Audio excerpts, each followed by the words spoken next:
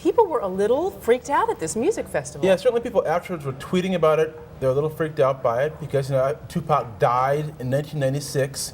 He was shot and murdered in a crime that's still mysterious and unsolved. And he was, of course, an award-winning, chart-topping rapper, a guy with an incredible physical and emotional presence, right. Much revered in the hip-hop and larger music community.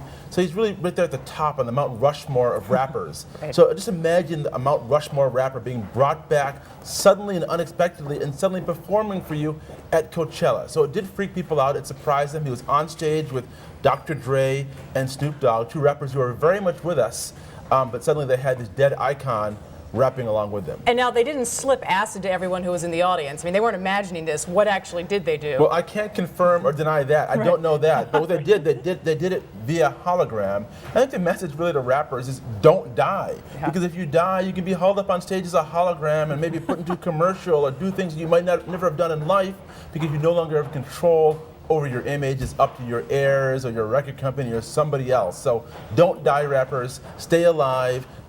Do what Tony Bender's learned to do. Live forever. Live forever. Because then people can't control your image and do things against your will. It's a very good point because they actually, I mean, there's a video on YouTube out of the music festival that people can look at and see this, but they make it seem as if he's there because he talks about being at Coachella, right? They use those words, so it's a little eerie in that sense. It seems pretty real. Of course, things that you see, on a small, tiny screen might not appear that way if you're actually in the crowd. But then again, it does look pretty real. It looks about as real as the blue guys in Avatar. Right. So they did a pretty good job in making the hologram seem as if it was actually physically real and rapping for those audience members. So what do you think about this as a trend, Chris? I mean, do you think we're going to start seeing people bringing back Michael Jackson, Whitney Houston to perform in ways like this going forward? And what does that get into? I mean, I'm asking you to just sort of guess here, but in terms of the rights to use their likeness in something like this. Not only will we see more of it, we're seeing it already. Michael Jackson's last album featured him from beyond the grave, some old tapes that were enhanced and set to music. They made it some videos to sort of go along with it.